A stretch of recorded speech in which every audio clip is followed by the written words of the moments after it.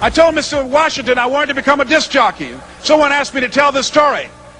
And he said, Les Brown, he said, if you want to do anything worthwhile in life, you've got to be hungry. And so I started working to develop myself. He said, I want you to practice every day being a disc jockey. I said, but I don't have any job now. He said, it doesn't matter. He said that it's better to be prepared for an opportunity and not have one than to have an opportunity and not be prepared. So every day I was working to develop myself. And that's what you must do. And as I was working to develop myself, I applied for a job as a disc jockey, WMBM on Miami Beach. I went to a guy named Milton Butterball. I said, how you doing, Mr. Butterball? I'd like to get a job as a disc jockey. He looked at me, he said, do you have any broadcast background? I said, no, sir, I don't. Do you have any journalism background? I said, no, sir, I don't. He said, we don't have any jobs available. I said, yes, sir.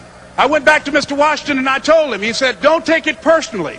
He said, most people are so negative, they will have to say no 7 times before they say yes. He said, go back again. So I went back again. I said, how you doing, Mr. Butterball? My name is Les Brown. He said, I know what your name is. What do you want? I said, I'd like to know whether or not you have any jobs as a disc jockey, sir. He said, didn't I just tell you yesterday we didn't have any jobs? I said, yes, sir, but I know whether or not somebody got laid off or somebody was fired, sir. He said, no one was laid off or fired. Now get on out of here. I came back the next day. Hello, Mr. Butterball, how are you? He said, fine, what do you want now? I said, I'd like to know whether or not you got any jobs, sir. Didn't I tell you the last 2 days we didn't have any jobs? I said, yes, sir, but I don't know whether or not somebody got sick or somebody died, sir.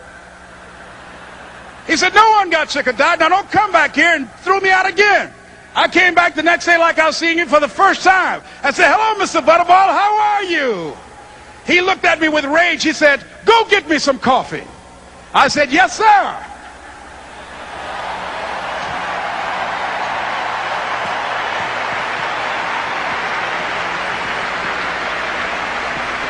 And I went to get him some coffee. After a while, I would give their lunch and dinner, and I would go in the control rooms and take the disc jockeys their food, and I would not leave until they would ask me to leave.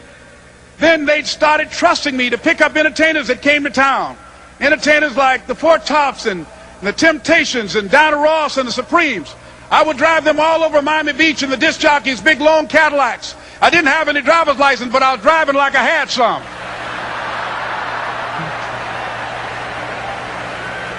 And one day, one Saturday afternoon, while I was at the radio station, a guy named Rock was drinking while he was on the air. I was the only one there, looking at him through the control room windows, walking back and forth, young, ready, and hungry. I was saying, drink, Rock, drink. Drink, Rock. I'd have gone to get him some more if he'd asked me to. Pretty soon the phone rang, and it was the general manager. And I answered the phone. I said, hello? He said, Les, this is Mr. Klein. I said, I know. He said, Rock can't finish his program. I said, I know. He said, would you call one of the other DJs in? I said, yes, sir. I hung the phone up. I said, now he must think I'm crazy. I called my mom and my girlfriend, Cassandra. I said, y'all turn up the radio and come out on the front porch. I'm about to come on the air.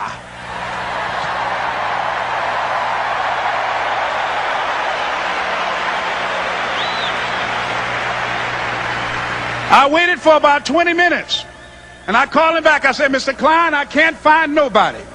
He said, young boy, do you know how to work the controls? I said, yes, sir. He said, go in there and don't say nothing here. I said, yes, sir. I couldn't wait to get behind those controls. I put on an old Stevie Wonder record called Fingertips. I sat down behind that turntable. I said, look out, this is me, LB Triple P. Les Brown, your platter playing papa. There were none before me, and there will be none after me. Therefore, that makes me the one and only. Young and single and love to mingle, certified, bona fide, indubitably qualified to bring you satisfaction, a whole lot of action. Look out, baby, I'm your love man. I was hungry. I was hungry. You gotta be hungry.